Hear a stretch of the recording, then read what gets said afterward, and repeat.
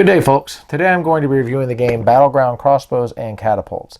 This game came out from Spin Master in 2007 and it is for 2 players.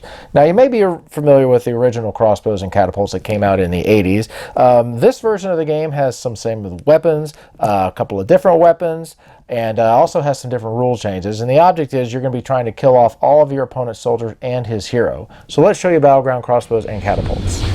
Okay, everybody, here is an example of a battlefield.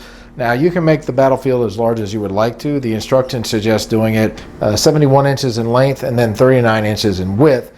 And then your actual camp over here just has to be 15 inches from the edge on this side and of course then on that side. So here we have some of the weaponry and the buildings. Right here you have your cannon, you've got your crossbow, and you have your catapult. You have the castle, which also has a catapult on it, which is a castle catapult. And then you have a prison type building that has a little jail where you're going to be placing one of the enemy. So here's how you shoot these things. For the cannon, what you'll simply do is you'll just place the disc in there like so, and then you'll just pull back and shoot it. Now watch what happens with the door. Anytime you hit the castle door, these flames are going to come out, and this is going to destroy the castle catapult. Now if there happens to be a soldier on here, he's going to end up getting killed off because of the flames. Right over here is the crossbow. To activate this, you'll just simply pull this back and it'll shoot off like that. And then finally you have your catapult. When you decide to use this, you'll put the disc on top like so. You'll just simply pull back a little bit and it'll launch off into the air, and you're going to attempt to try to hit your opponents. Same here with a castle catapult. You'll just simply pull that back and it'll launch off like so. Now inside this little jail cell you're going to have one of your opponents. If your opponent is able to hit this thing, what's going to happen is it's going to open up, and then you will go ahead and be able to pull out your soldier and then place it in your camp. Okay folks, let's show you the other components. Right here we have 2 different sides. You can choose between the knights and the orcs. Now each side is also going to have a hero. This is the knight hero over here. This is the orc hero over here. Now in the game, the heroes are going to have to get killed off last. Right over here we have a flag, and each side is going to be receiving 5 flags. Whenever you are able to knock down all of your opponent's flags, you are going to be receiving what is called resurrection. You can pick one of your soldiers that got killed off and then place him back in your camp. Right over here, this is called a power disc. Each player is going to be receiving 2 of these, and you're going to choose 2 of your soldiers to place on top of them. What this is going to do is, if this soldier gets killed off, you can go ahead and turn in the power disc, and you can go ahead and resurrect him and go ahead and place him on the battlefield. However, you're only going to be receiving 2 of these, and once they are used up, you can't use them anymore. And then finally over here we have bricks. Each side is going to be receiving 12 bricks, and these are mainly going to be used for defense. The way you're going to set this up, you've got, of course, your power disc, and you can put 1 or 2 under one of the soldiers here. In this case, it would be the orcs. You're not going to need to have a power disc for the hero. You can place anything behind the bricks.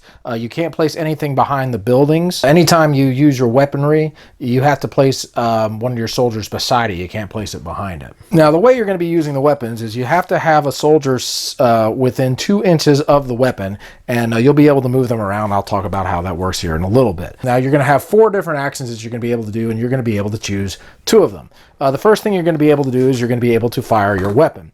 And again, you're going to have a soldier within 2 inches of it. What you'll simply do is you'll take a disc, choose a weapon, and then go ahead and fire off the disc. Second thing you're going to be able to do is you'll be able to move your warrior 6 inches. You'll be able to move them beyond the bricks onto the battlefield. Now, we just use a ruler, so let's just say I wanted to move this guy 6 inches. I would just simply go here and then measure it out, and then I would go ahead and move him here if you can see him.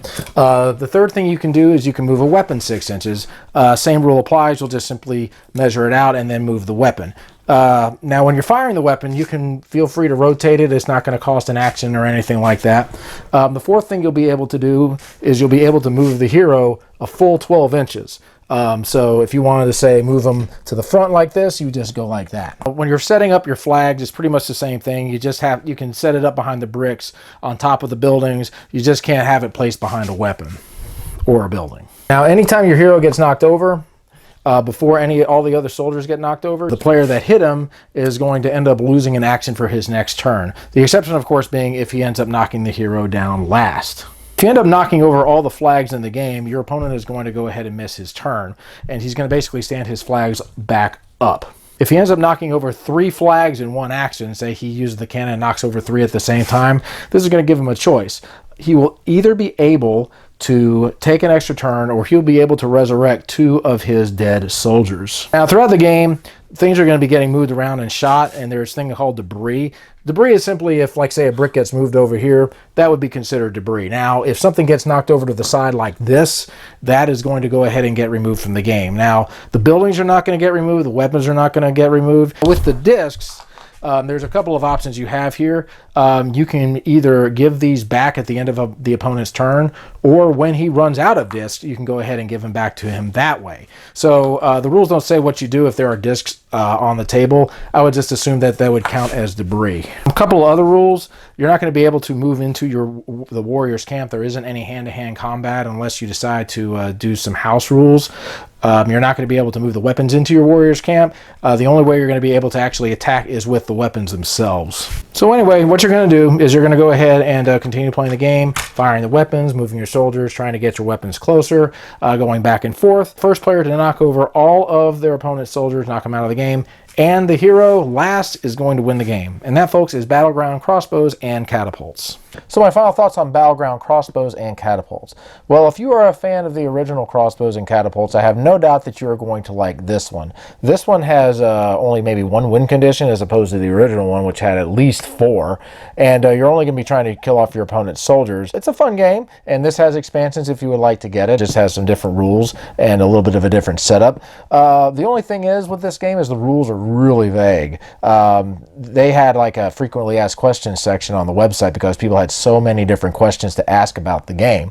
The only other thing is the hero is really invincible until all the other soldiers are killed off, so you can move the hero up the battlefield pretty easily without risk of getting hit, which means you can move your weapon up really close too.